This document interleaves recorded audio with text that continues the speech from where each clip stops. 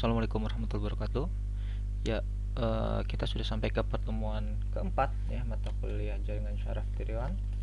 Ya, khususnya untuk memperdalam lagi perkembangan ya jaringan syaraf tiroid pada bidang teknik elektro, ya. Ya, yang akan kita bahas hari ini adalah sebuah kalimat, ya. Ya, memang telah kita definisikan di awal perkuliahan. Ya, jadi apa itu konsepnya dari suatu learning daripada artificial intelligence atau kecerdasan buatan? Ya, katanya adalah untuk dapat mengekstrak knowledge. Yang pertama itu dulu, ya. Mengekstrak knowledge. Nah, kenapa di sini knowledge saya bedakan warnanya? Ya, karena ini adalah bagaimana ya knowledge itu kita pre-process, ya artinya sebelum data itu kita olah. Ya, misalkan Anda punya sensor gitu ya, data sensor itu kita olah yang nanti menjadi cikal bakal knowledge daripada algoritma yang akan kita buat, ya. Jadi cikal bakal knowledge daripada algoritma yang kita buat. Artinya apa? Artinya harus ada representasi daripada data yang Anda ambil. Ya, jadi kalau data yang kita ambil sembarang ini biasanya datanya masih tidak terstruktur, atau istilahnya adalah unstructured data gitu ya. Datanya pasti tidak terstruktur. Maka dari itu kita perlu preproses. Nah, kenapa harus di preproses? Terkadang gitu ya.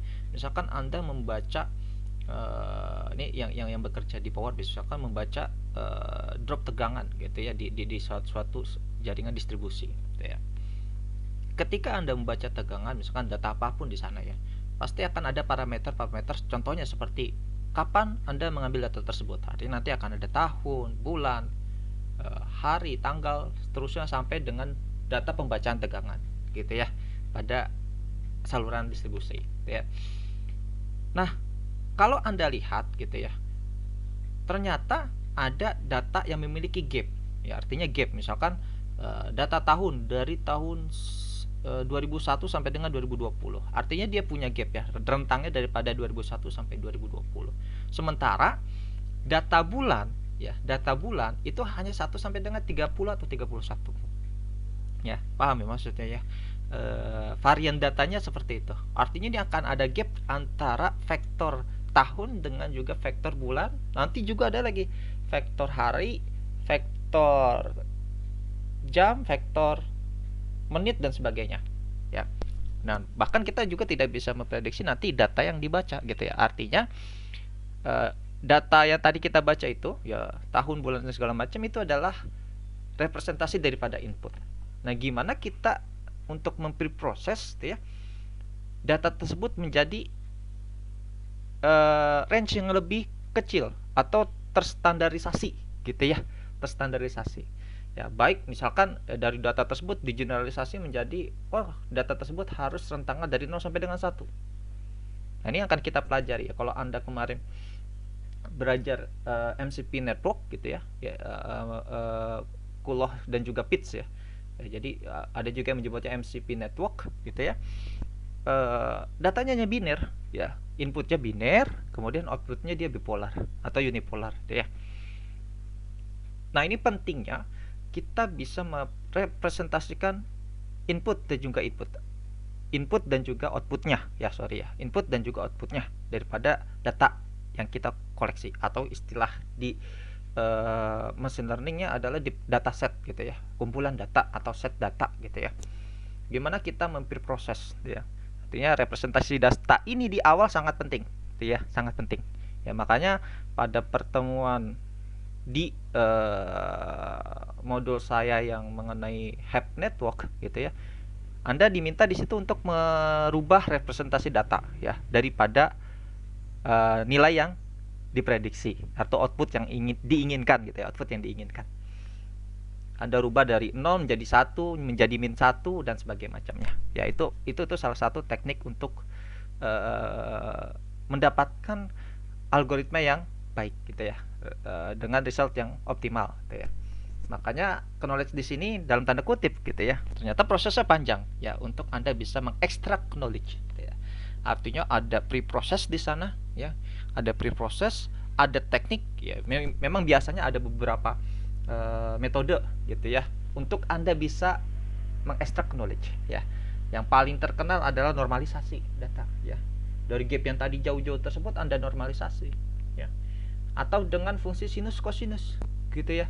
Sehingga nilainya dari 0 sampai dengan 1 ya. Nah, kemudian yang terakhir adalah dimension reduction ya. Artinya dimension reduction ini misalkan tadi ya data pembacaan gitu ya dari tahun bulan itu Anda jadikan millisecond, artinya nanti akan ada ratusan ribu millisecond gitu ya. Nah, artinya Anda di sini sudah meredaksi daripada input gitu ya. Boleh saya gambarkan ya. Misalkan tadi Anda punya tahun gitu ya, tahun, bulan, hari gitu ya. Ini bisa kita reduksi ya, dimension yang terdiri dari 3 input neuron ini ya. Kalau kita berbicara mengenai neuron, berarti ada 3 input neuron menjadi 1 ya, misalkan dalam millisecond ya, atau dalam second ya. Contoh misalkan Anda baca ingin klasifikasi drop tegangan, outputnya ada tegangan, ada arus, kemudian ada X ya, saya nggak tahu nih X ini faktor environment ya, di lingkungan misalkan kendala-kendala sebagai macamnya. Kemudian ini bisa kita reduksi ya menjadi nilai P misalkan, dimana nilainya adalah V kali I kali misalkan cos X gitu ya. Nah, misalkan artinya di sini kita sudah mengurangi beban ya, beban daripada network untuk melatih 3 input menjadi 1. Ini kan representasi data ya. Jadi tadi selain normalisasi, merubah fungsi kosinus daripada data masukan, kemudian juga dimension reduction, mengurangi dimensi daripada data ya. Itu dulu ya, sementara ini dulu ya, karena nanti kita akan belajar lebih kompleks lagi kalau misalkan datanya ini kita pasang-pasangkan dalam batch data tertentu. Itu cuma nanti ya. Sementara Anda tahu di situ dulu bahwasanya untuk mengekstrak knowledge diperlukan proses ya, dimana Anda harus bisa memapping bagaimana representasi dari input dan juga representasi dari output ya.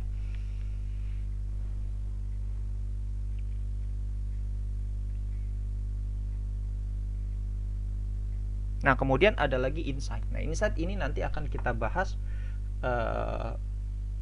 pada arsitektur deep learning atau deep neural network ya.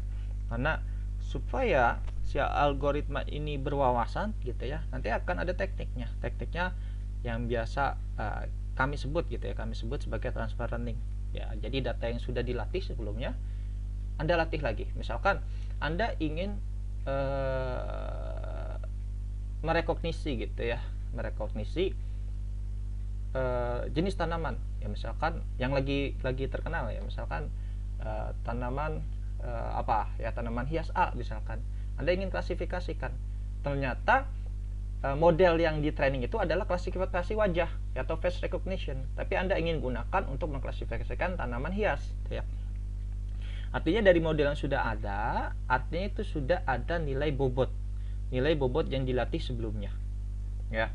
Jadi wawasan itu di situ ya, dia sudah punya model sebelumnya, dia sudah punya knowledge pada suatu model yang sudah di training, kemudian Anda ingin transfer kepada model yang baru ya, transfer learning ya, ada model yang baru, artinya menggunakan pre-trained model yang sudah dilatih sebelumnya. Nah, ini nanti ya, kalau kita sudah masuk ke deep neural network dan juga convolutional neural network ya, insight-nya masih kita simpan ya.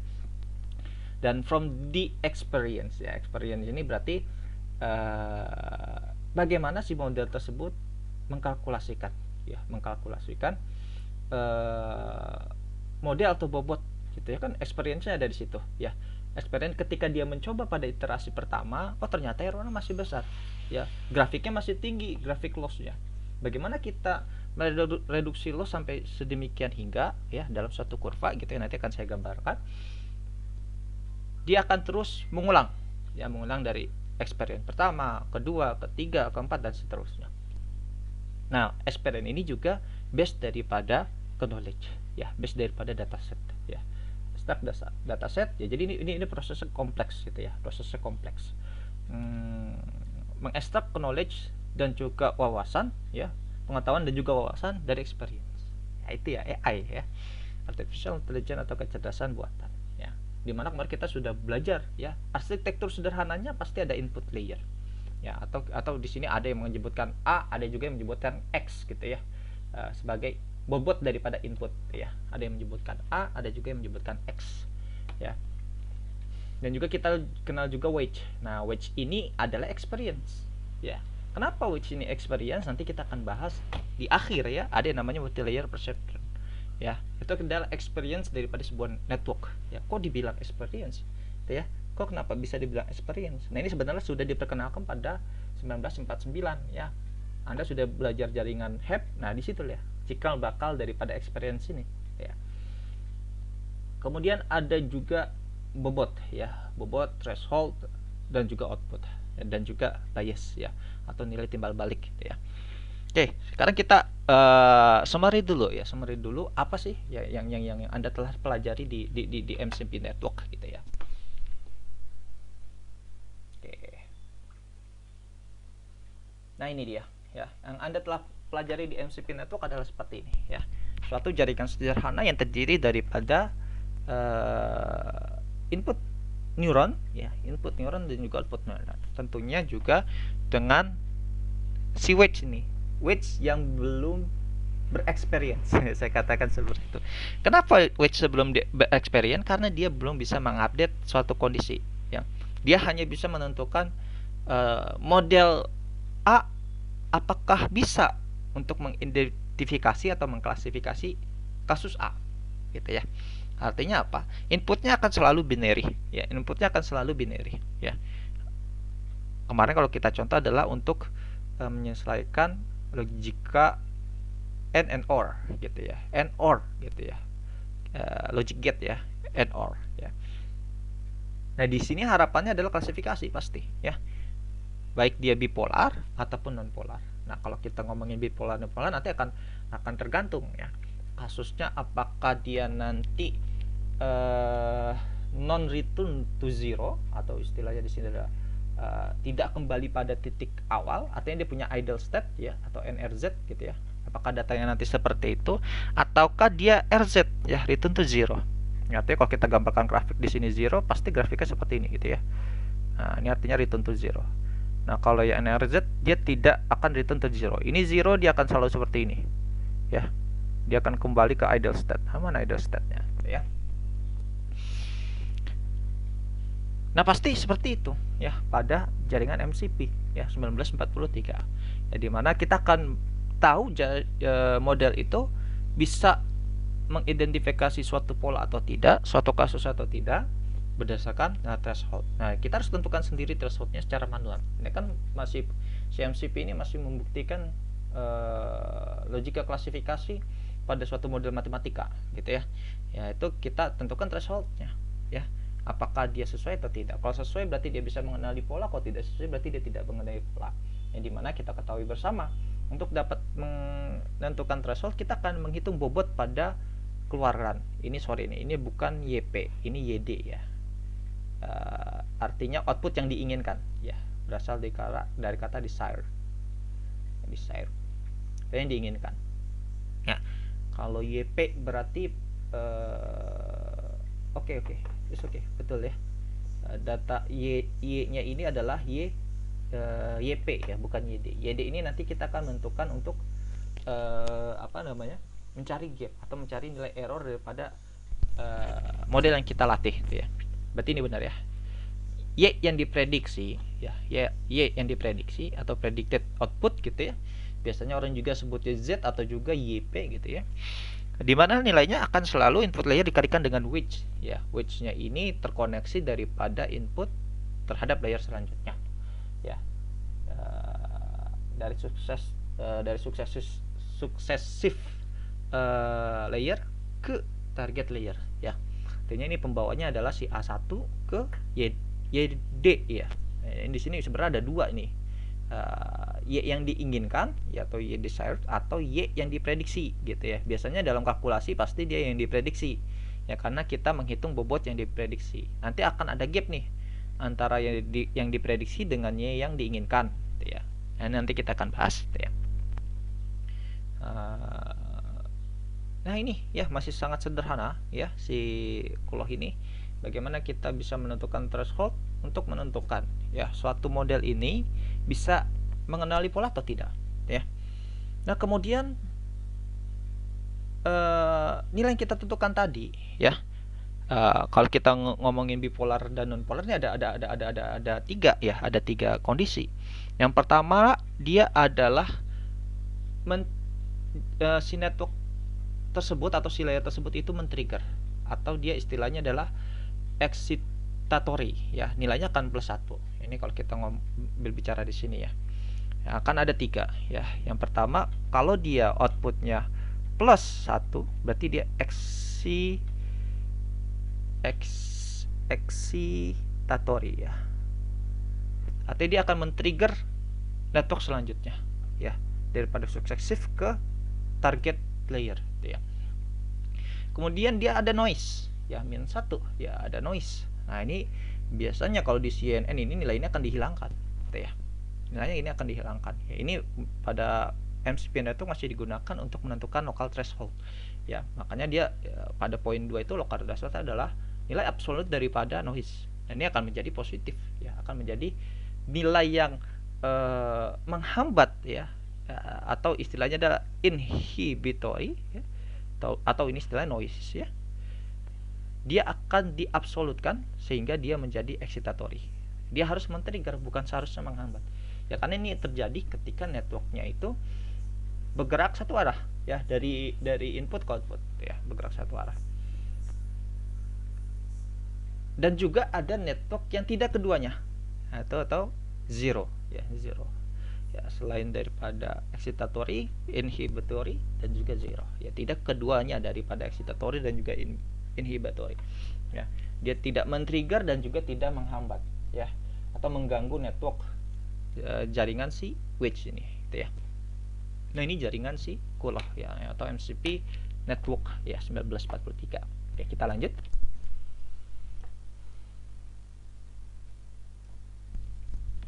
Nah kemudian yang kedua adalah HEP network ya, 1950 atau 1949 lebih tepatnya, dimana HEP ini merupakan cikal bakal daripada si algoritma itu untuk bisa atau untuk memiliki experience ya, untuk memiliki experience ya, cikal bakal ya.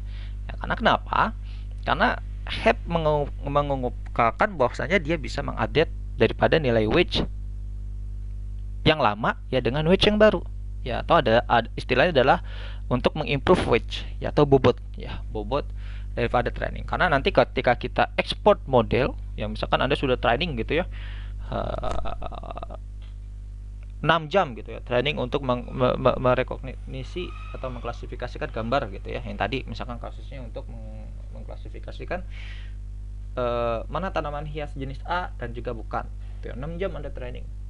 Nah kemudian Anda ingin buat sistem itu ke misalkan ke website ya, Anda ada deploy ya, istilahnya ada deploy atau membuat aplikasi yang bisa digunakan daripada pretend model tadi gitu ya. Artinya Anda tidak mungkin melakukan proses training lagi gitu ya.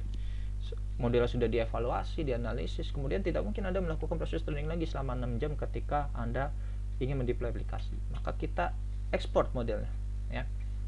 Nah ketika kita ekspor model tersebut, yang disimpan adalah bobot terakhir ya, bobot terakhir daripada model. Nah, itu experience-nya dari situ ya, experience-nya dari situ ya, bobot terakhir daripada iterasi yang kita jalankan ya. Karena nanti akan ada ketika bobotnya belum optimal ya, atau secara gradien dia belum optimal, maka dia harus melakukan proses iterasi selanjutnya ya, untuk menentukan nilai wedge yang paling optimal atau gradien yang optimal daripada satu network gitu ya.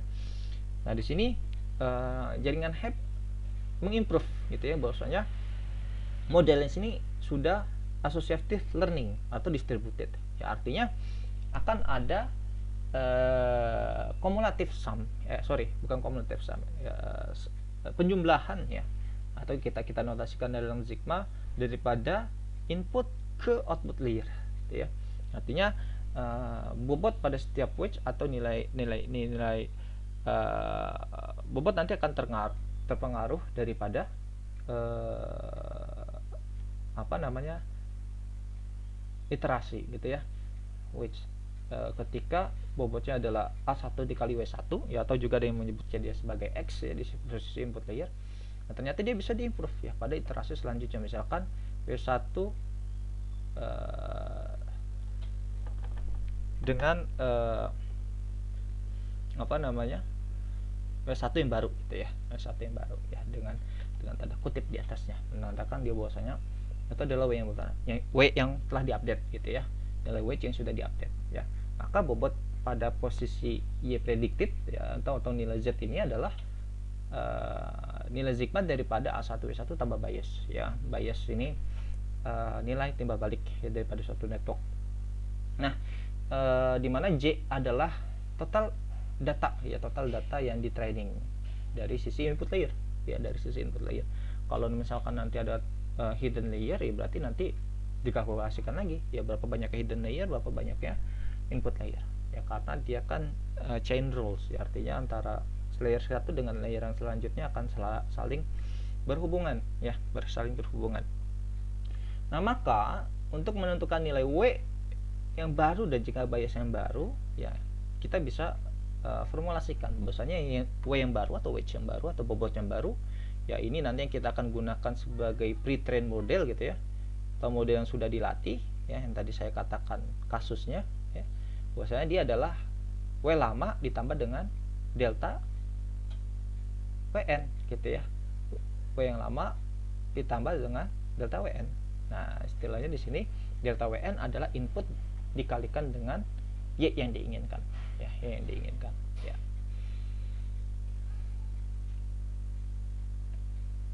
Nah, begitu juga untuk biasnya ya, begitu juga dengan biasnya. Ini Anda sudah mencoba untuk mengklasifikasikan ya, model itu cocok atau tidak dengan merubah representasi data ya, representasi data. Kalau misalkan dia noise ya, misalkan targetnya harusnya Anda buat misalkan dalam kasus logic gitu ya, 11 gitu ya, 1001 00 gitu kan, targetnya harusnya 1000.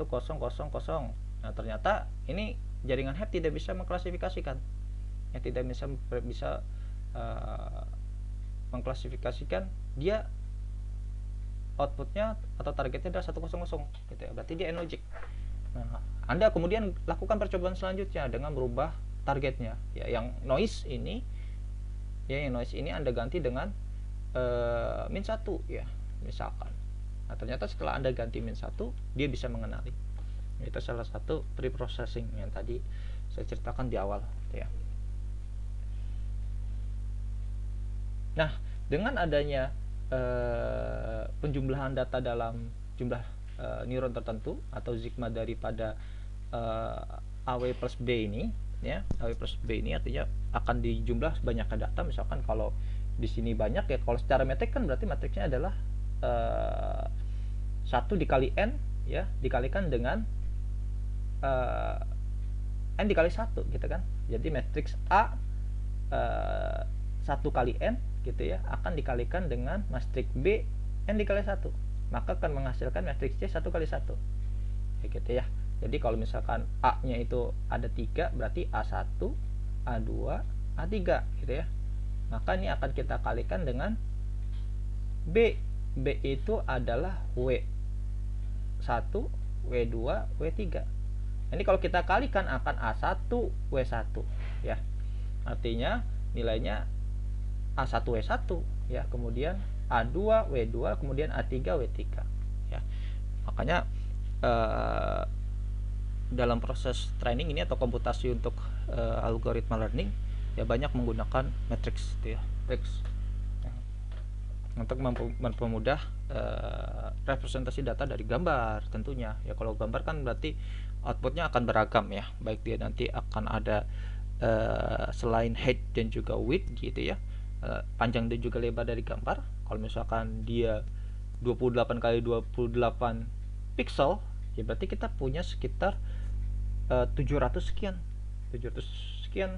input layer ya. Kalau ini kan masih 3 ya, 1 dimensi ya, 1 dimensi kali 1 dimensi.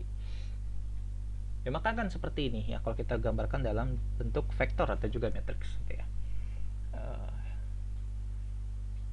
Nah makanya dia disebut sebagai associative learning atau distributed learning ya. Cikal bakal daripada algoritma itu mempunyai experience ada di sini ya. Dan cikal bakal transfer learning ada di sini. Karena nanti yang kita ekspor adalah si nilai which yang sudah dilatih pada iterasi tertentu gitu ya. Oke. Kita lanjut lagi ya. Kemudian kita lanjut ke jaringan network yang disempurnakan lagi, yaitu oleh Frank Rosenblatt gitu ya, 1950 ya, Frank Rosenblatt gitu ya, tahun 1950, di mana viral gitu ya, istilah kita sekarang, di mana viral pada sebuah bukunya ya yang berjudul Principle of Neurodynamics gitu ya, di mana dia mendefinisikan sebuah algoritma atau teori daripada perseptron yang berdasarkan pada mekanisme otak manusia atau bagian manusia. Makanya di awal kita belajar bahwasanya arsitektur neural network itu sama dengan bagian neuron pada manusia atau mekanisme otak manusia gitu ya. Ini diperkenalkan pada tahun 1950 oleh si Frank gitu ya. Nah, di mana ya di sini sudah ada improvement ya. Di mana improvementnya? Bahwasanya di improvement di sini bahwasanya nilai weight itu akan diperkuat ya, makanya di sini ada istilahnya adalah synthetic weight ya, synthetic weight dengan suatu variabel ya yang disebut sebagai learning rate ya atau alpha ya. Bagaimana si learning rate ini akan mempengaruhi algoritma itu akan cepat belajar atau lama belajar. Itu sih efeknya ya, akan ke situ ya. Dia akan belajarnya ringan atau dia belajar semakin berat gitu ya. Belajar semakin ringan atau belajar semakin berat gitu ya. Itu efek daripada si alpha ya, atau istilahnya adalah learning rate ya. Nah, kemudian outputnya pada kasus si Rosenblatt ini binary output ya, berarti input sama dengan output ya. Di sini kasusnya untuk klasifikasi memang ya, dia ingin mengklasifikasikan apa di sini image ya, yang terdiri dari 400 photocell ya. Ini pada sebuah mesin ya IBM 704 gitu ya. Kayak dimana kita tahu di sini bahwasanya akan ada representasi daripada nilai threshold ya, atau algoritma ini harus belajar ya, algoritma ini harus belajar sampai dengan threshold yang diinginkan ya, atau sampai dengan nilai akurasi yang diinginkan gitu ya. Artinya akan ada gap daripada Y yang diprediksi dengan Y yang diinginkan ya. Misalkan tadi ya N ya 1 gitu ya, targetnya adalah 1 tapi yang diprediksi adalah 0, berapa gapnya itu kan bisa juga ini kalau dia binary ya, binary output ya. Maka kita bisa hitung nanti berapa gapnya ya, dimana nilai weight ini sudah kita diperkenalkan oleh satu variabel yang baru, yaitu yang disebut sebagai learning rate ya, dimana learning rate ini akan mempengaruhi ya grafik daripada performa si network ya. Kalau misalkan Anda setting learning rate ini kan nilainya pasti akan di dalam rentang 1 sampai dengan 0 sampai dengan 1 ya, berapapun 0 sampai dengan 1 ya. Kalau Anda set 1 misalkan ya, Anda set 1 artinya terlalu tinggi gitu ya, misalkan Anda setnya terlalu tinggi ya, saya tidak katakan dia 1 ya, tapi dia terlalu tinggi, entah berapapun nilainya, intinya dia terlalu tinggi untuk model network tersebut ya. Maka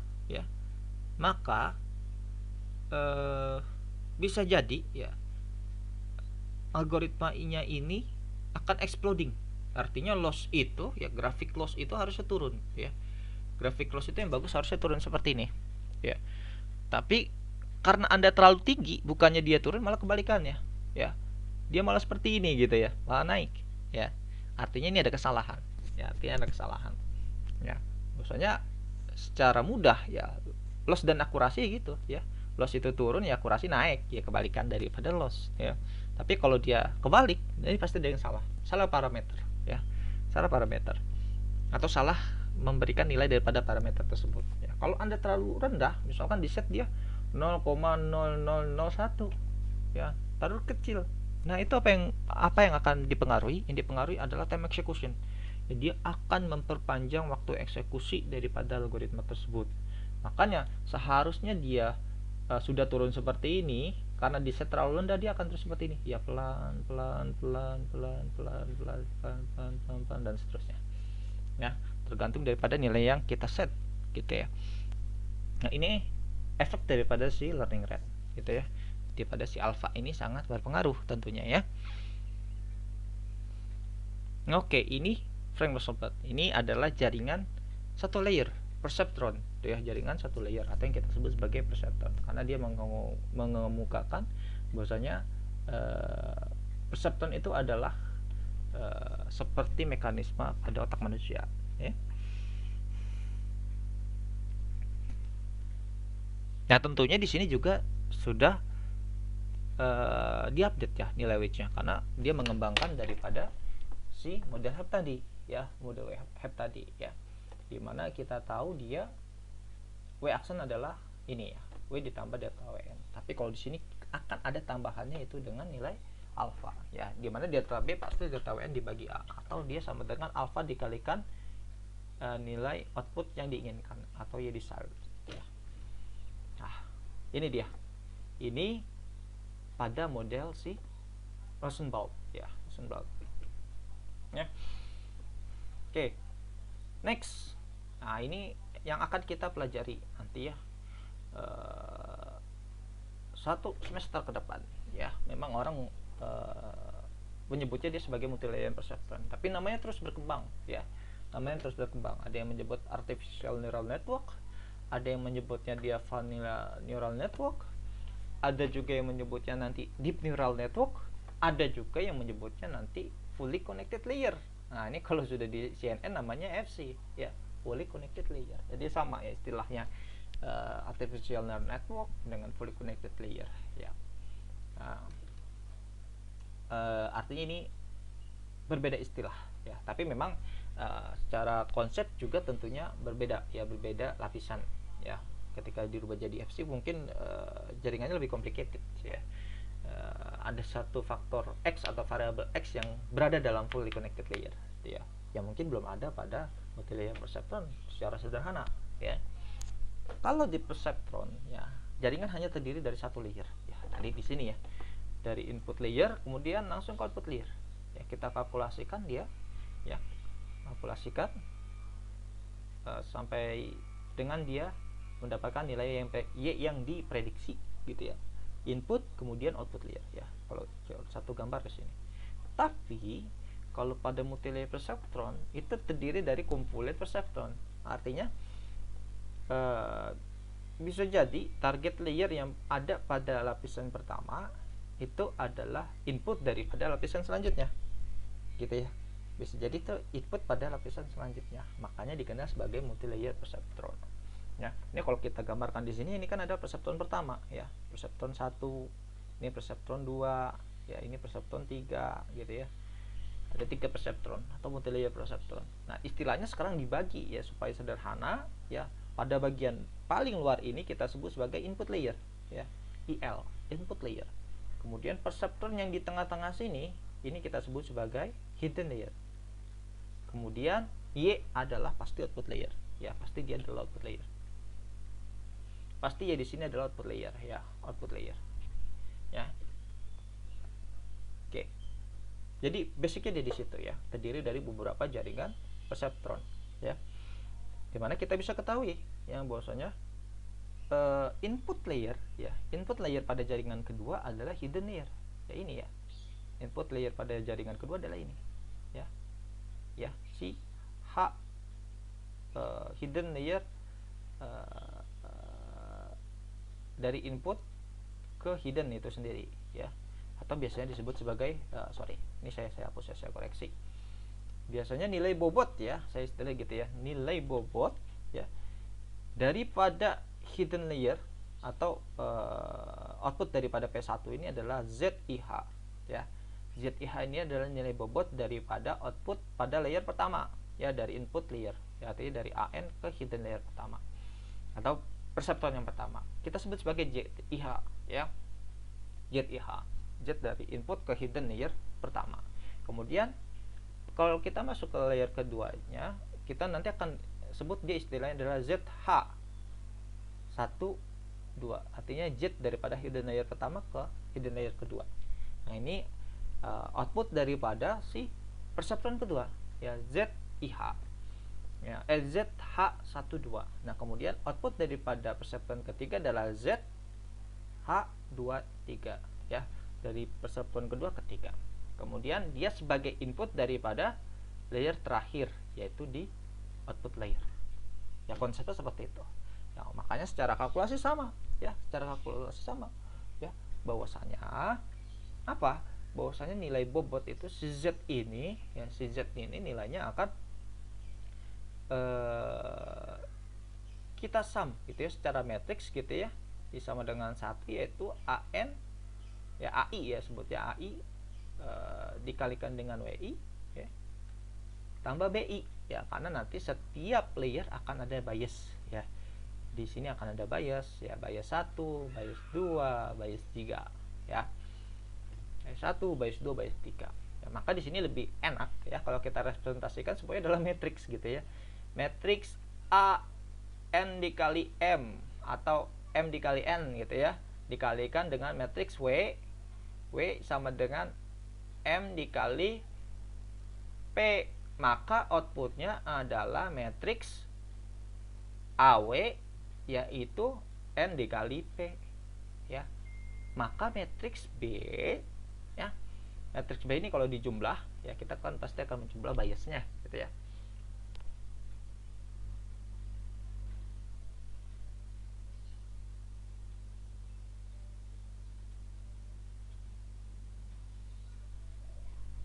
Kita akan jumlahkan ini dengan matriks P gitu ya, P semuanya, ya. Nah, ini yang kita lakukan ya pada multilayer perceptron, ya, dimana dia adalah improvisasi, ya, daripada si jaringan perceptron, ya. Maka kita bisa sebut si MLP ini atau NN ini sebagai cikal bakal daripada algoritma supervised, ya, artinya dengan data yang mungkin diberikan atau knowledge yang diberikan oleh si pembuatnya, ya, ya, atau si kreatornya. Nah, memang basicnya pada machine learning akan ada beberapa metode model gitu ya, model daripada si machine learning itu, ya. Salah satunya adalah supervised. Jadi ada beberapa model gitu ya. Supervised learning artinya model ini seluruhnya dibuat oleh human, ya, dibuat seluruhnya oleh human model, ya, model, dataset dan segala macamnya. Kemudian ada yang semi supervised, artinya bisa saja model yang dibuat manusia ini atau dataset yang dikelola oleh manusia ini lebih besar dari 50%, semi supervised.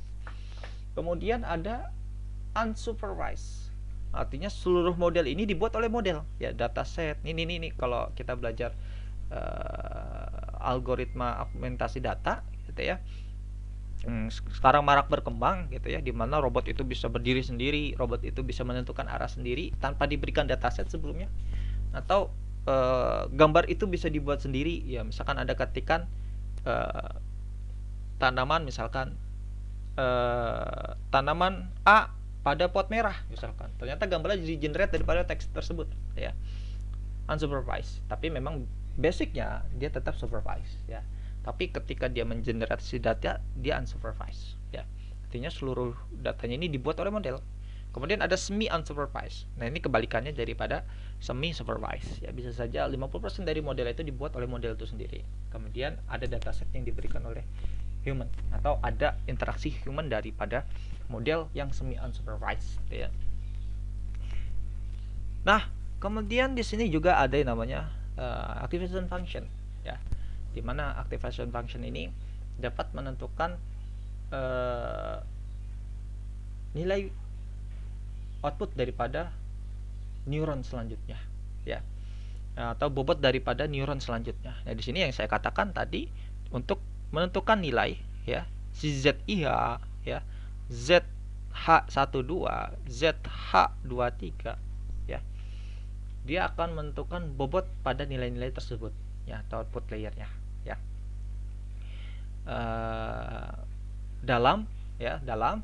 Dalam suatu rumus di sini aktivasi function, ya, dilambangkan oleh sigma juga, ya, sigma, ya, sigma. Karena nanti kita akan bisa memilih fungsi aktivasi function yang optimal untuk model kita, ya. Pengaruhnya sama, ya, pengaruhnya akan sama seperti learning rate, ya, apakah dia nanti akan mempengaruhi loss atau akurasi ataupun tidak, ya. Maka kita juga bisa menghitung, ya, bahwasanya YP ini, ya, YP ini, sorry, saya boleh zoom, ya. YP di sini atau yang diprediksi ini adalah sigma daripada bobot, ya, layer pada HO, gitu, ya, dari hidden layer ke output, ya. Ya, biasanya yang paling famous, ya, kalau kita belajar jaringan neural network yang dipelajari adalah sigmoid, gitu, ya, sigmoid. Ada juga ReLU. Nah, yang banyak sekarang digunakan ReLU. Nah, di mana nilai noise akan dihilangkan. Nilai yang lebih kecil, ya, atau X, atau tadi nilai bobot, gitu, ya, bobot Z yang lebih kecil daripada 0 akan dianggap 0. Ya, kalau dia positif dia 1. Makanya dia akan mencari nilai max daripada bobot daripada ZHO, gitu kan, dengan 0. Ya, kalau dia lebih kecil dari 0 dia akan 0. Kalau dia lebih besar maka akan diambil nilai bobot itu, ya. Kalau sigmoid, ya, nanti ini akan kita pelajari kalkulasinya, ya, pada pertemuan berikutnya, ya. Oke. Ya, di mana nilai error, ya, akan ditentukan dari sini, ya, yaitu menentukan nilai gap daripada nilai yang diprediksi dengan nilai target yang diinginkan, atau di sini YD, ya, yang diinginkan dengan yang diprediksi, ya. Nah, ini yang biasa kita sebut sebagai cost function, ya, yaitu cost daripada wedge dan juga bias, ya, di sisi output layer, ya. Nah, ini nanti akan mempengaruhi apa kita bisa menentukan, ya, bagaimana pergerakan si algoritma itu untuk kita mengetahui, ya, akurasinya seberapa, ya, errornya seberapa, lossnya seberapa, ya, daripada nilai ini, ya. Dimana basicnya adalah kita menggunakan root mean square error, ya, atau RMSE sebagai berikut, ya, sini, ya. Karena dia root square berarti dia harus akar, ya, akar daripada jumlah daripada gap si nilai yang diprediksi dengan nilai yang diinginkan, atau kebalikannya, ya, absolute, ya, di absolute. Nah, maka grafik ini digambarkan seperti ini, ya, bahwasanya RMSI itu, ya, ketika dia pertama kali di training atau pada epoch pertama pasti akan besar, ya. Kemudian dia akan turun sedemikian hingga seperti ini sampai dia mendekati 0. Nah, ini yang biasa kita sebut atau yang bisa kita representasikan untuk sebagai performa measurement daripada model, yaitu menggunakan loss. Nah, ini biasanya juga disebut sebagai loss function, ya. Anda menentukan loss function, gitu, ya. Bisa juga disebut sebagai cost function, loss function, ya, sama, gitu, ya. Loss function dan juga cost function, cuman lebih banyak disebut sebagai cost function, loss function. Nah, cost function ini biasanya juga bisa menentukan klasifikasi, ya. Ternyata output itu kan ada dua jenis, ya, kalau pada neural network. Dia akan continuous atau dia binary. Artinya kalau dia continuous berarti Anda melakukan prediksi, ya. Anda melakukan prediksi, ya, misalkan dari Anda buat sensor sonar, gitu, ya, jarak sekian, ya. Kalau jarak ini berarti dia nilainya berapa, ya. Kalau misalkan diberikan sensor sonar A, gitu, ya, misalkan dari 0 sampai dengan 255, kemudian akan menggerakkan motor, ya. Motor itu dari 0 sampai dengan 255 juga. Ya, ketika sensor sonarnya nilainya misalkan 50, maka motor harus bergerak misalkan 75. Nah, nilai 75 ini adalah nilai prediksi. Artinya si output layer harus mendekati nilai daripada 75 ya. Tapi pada implementasinya atau aplikasinya kita tidak memetakan nilainya itu 75. Pasti akan kita normalisasi dulu ya. Kemudian nilai input ini akan kita normalisasi karena dia range-nya dari 0 sampai dengan 255 akan kita normalisasi dari 0 sampai dengan 1. Ya, kemudian pasti outputnya dari 0 sampai dengan 1 juga ya. Nilai motor ini akan 0 sampai dengan 1, maka kita dinormalisasi atau istilahnya dinorm ya. Kita balikan nilainya. Kalau ini kita normalisasi ya. Kemudian untuk melihat output real ya atau aktual outputnya kita dinormalisasi dulu ya, baru kita passing nilainya ke nilai motor ya, biasa seperti itu. Kemudian ada yang outputnya biner ya, outputnya itu ya urutan binary ya, 01 11 or ya 0111 ya, atau berapapun yang pasti nilainya dia harus seperti ini ya, biner. Berarti dia klasifikasi ya. Jadi MLP ini secara basic akan bisa menyelesaikan dua masalah, yaitu untuk masalah prediksi dan juga klasifikasi ya. Tergantung dari outputnya. Outputnya ini siapa yang tahu? Ya Anda yang tahu gitu ya. Nanti saya akan contohkan, kita akan hands on ya untuk masalah prediksi dan juga klasifikasi ya. Prediksi misalkan berapa nilai tegangan yang diberikan kalau misalkan inputnya V-nya sekian, I-nya sekian gitu ya, nilai environment sekian. Kemudian ketika kita rubah klasifikasi, hanya kita tambahkan label. Nah, ini biasanya orang sebut label ya, label. Outputnya itu label. Ya, ada berapa kelas sih? Ada berapa label sih? Ya, misalkan tegangannya drop. Ya, label ini biasa digunakan untuk membership fuzzy nih. Tegangannya drop setengah, drop seluruhnya, tidak drop gitu ya. Membership fuzzy pada fuzzy. Makanya fuzzy juga bisa dikombinasikan dengan neural network, atau even kita bisa merubah fungsi fuzzy ini jadi neural network semuanya ya. Seperti itu. Oke. Nah, kemudian ada dua algoritma yang sangat populer ya di multilayer perceptron ya. Ini boleh saya kotakan ya supaya Anda tidak bingung. Ada di sini oke, yang lainnya boleh saya hapus dulu. Oke. Jadi akan ada dua ya. Kalau dia prosesnya maju ya dari input layer ke output layer ya, dia maju gitu ya, bergerak maju, maka itu kita sebut sebagai algoritma backpropagation. Forward backpropagation ya, atau forward prop ya biasanya. Atau kita sebut sebagai FP gitu ya. Forward propagation ya, atau kita sebut sebagai FP. Nah, di sini ya kita akan sebut dia sebagai FP atau forward pass ya.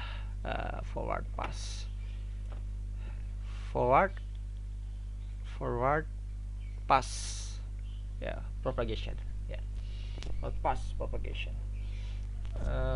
Dimana kita hanya mendapatkan yaitu performanya ya, nilai RMSE atau loss function untuk menggambarkan bagaimana pergerakan loss ya. Apakah lossnya Anda ada di sini ya, atau kalau lossnya Anda ada di sini, atau lossnya Anda ada di sini gitu ya. Artinya ada nilai parameter Anda setting, atau lossnya drop gitu ya, lossnya tiba-tiba drop gitu ya, dari titik ini langsung jatuh ke bawah gitu. Ada juga yang seperti itu. Nah, ini nanti akan kita bahas ya di pertemuan selanjutnya, bagaimana Anda tahu gitu ya dari grafik loss dan akurasi ini model Anda itu bagus atau tidak ya, kita akan bahas ya. Tapi sementara Anda tahu bahwasanya nilai loss juga dipengaruhi oleh weight dan juga si learning rate ya.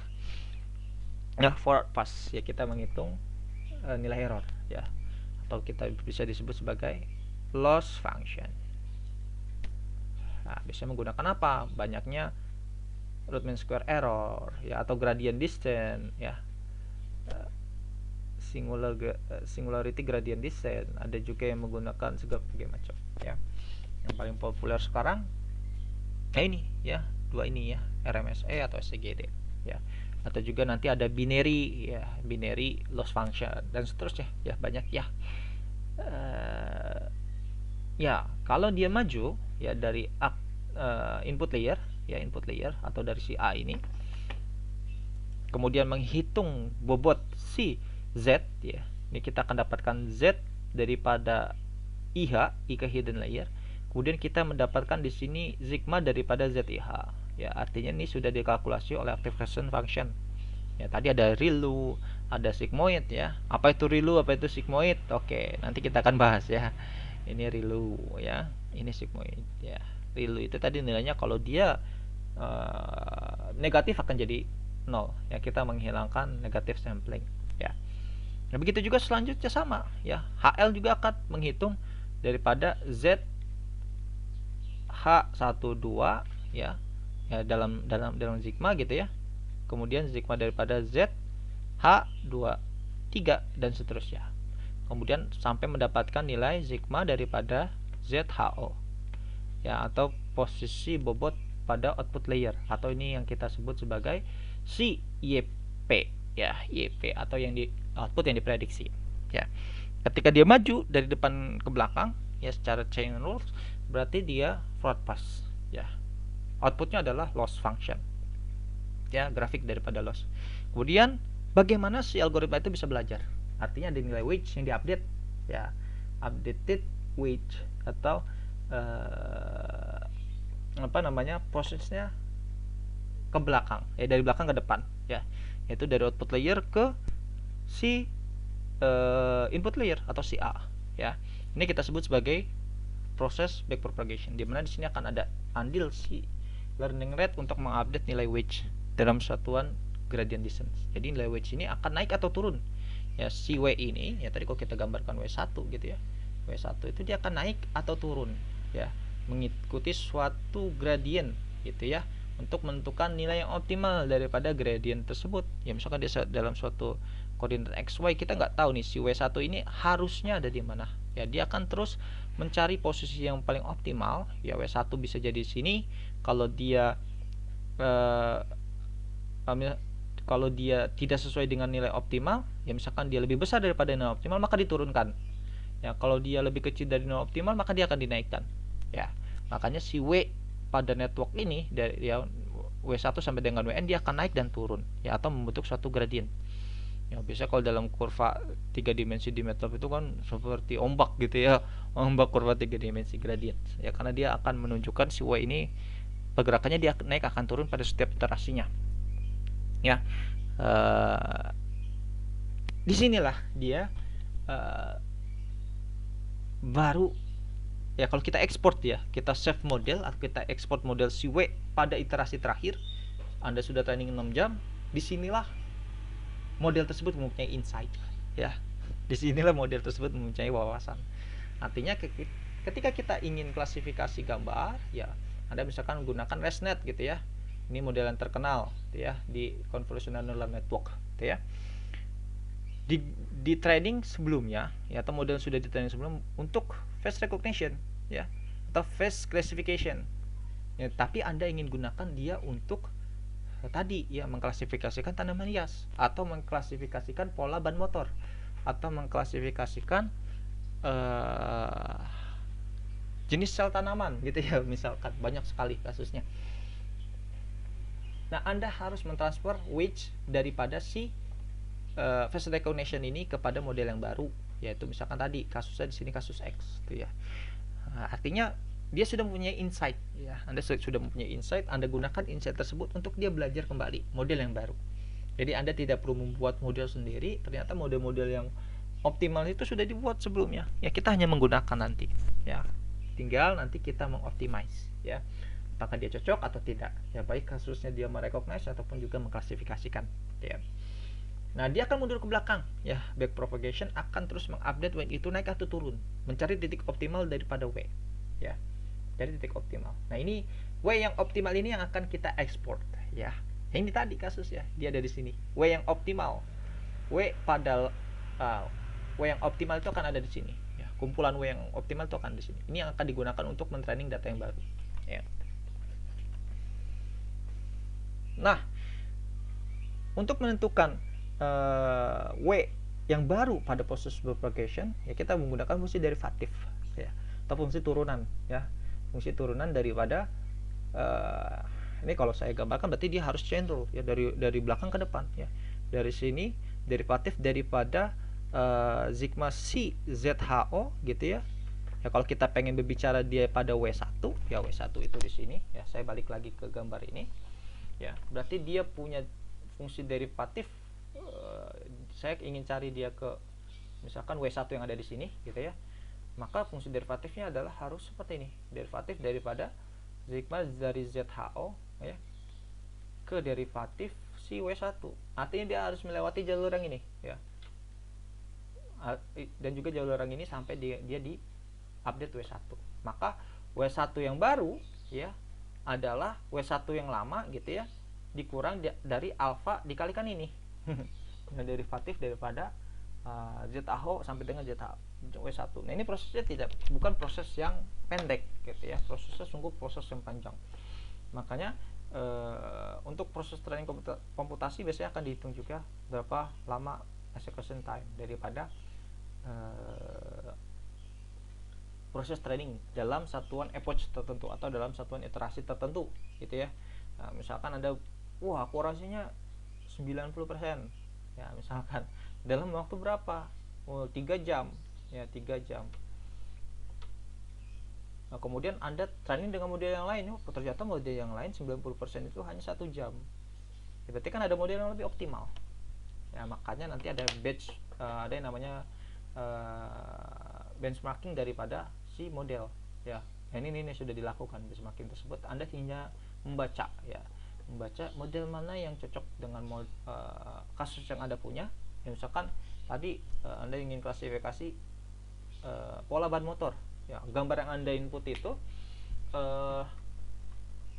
dengan resolusi misalkan 800 x 800. Nah, Anda cari di situ model mana yang sanggup mengatasi resolusi 800 x 800. Nah, kalau tidak ada, maka Anda harus transform atau Anda resize atau Anda resite menjadi ukuran yang fit dengan model yang Anda pilih. Ya, solusinya di situ. Ya. Jadi inilah cikal bakal daripada fully connected clear. Yang ini yang banyak digunakan sekarang. Ya, meskipun arsitektur sekarang lebih complicated gitu ya, sudah ada yang namanya memory layer, ada yang namanya segala macam gitu ya. Layernya sudah lebih kompleks daripada model yang kita pelajari di sini ya. Nah, pada pertemuan ini ya, jadi kita telah membahas bahwasanya si algoritma itu ya bisa mengekstrak knowledge dan juga insight daripada experience. Nah, prosesnya seperti ini ya, prosesnya kurang lebih seperti ini ya. Nanti gambar ini saya akan ekspor ya, sehingga Anda bisa pelajari gitu ya.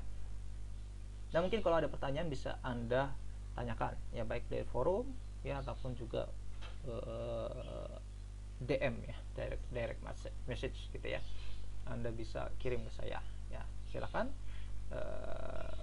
Cukup ya pertemuan kali ini, sampai ketemu minggu selanjutnya atau video selanjutnya ya. Kurang lebihnya saya mohon maaf. Wassalamualaikum warahmatullahi wabarakatuh.